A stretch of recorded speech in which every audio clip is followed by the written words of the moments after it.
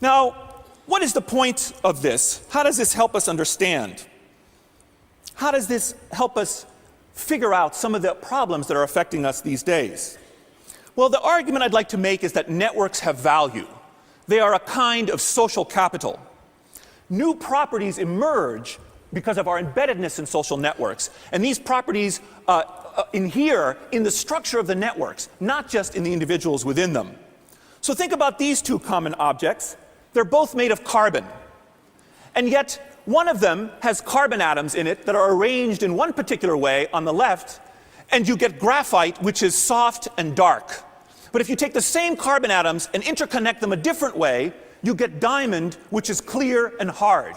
And those properties of softness and hardness and darkness and clearness do not reside in the carbon atoms. They reside in the interconnections between the carbon atoms, or at least arise because of the interconnections between the carbon atoms. So similarly, the pattern of connections among people confers upon people, the groups of people, different properties. It is the ties between people that makes the whole greater than the sum of its parts.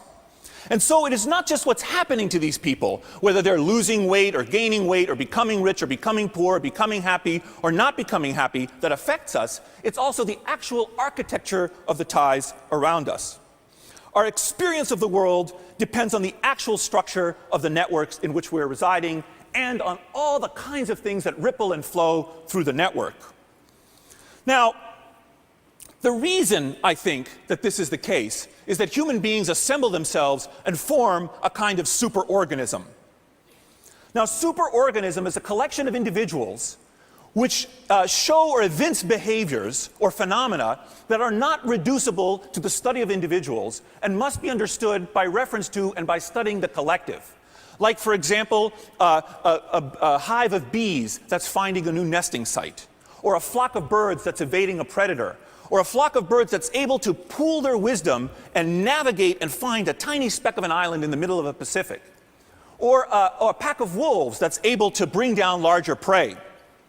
Superorganisms have properties that cannot be understood just by studying the individuals. I think understanding social networks and how they form and operate can help us understand not just health and emotions, but all kinds of other phenomena, like crime and warfare, and economic phenomena, like bank runs and market crashes, and the adoption of innovation and the spread of product adoption. Now, look at this. I think we form social networks because the benefits of a connected life outweigh the costs. If I was always violent towards you, or gave you misinformation, or made you sad, or infected you with deadly germs, you would cut the ties to me and the network would disintegrate. So the spread of good and valuable things is required to sustain and nourish social networks. Similarly, social networks are required for the spread of good and valuable things, like love and kindness and happiness and altruism and ideas.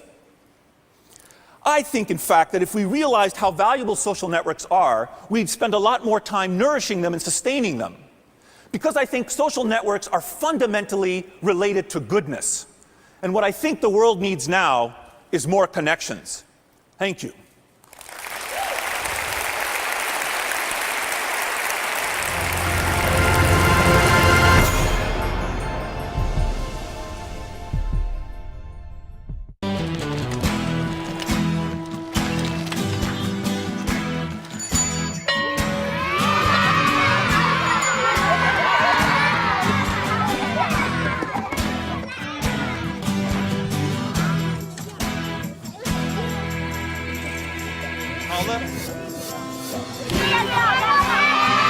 Sharing. That's video on the Human Network. Siska, welcome to the Human Network.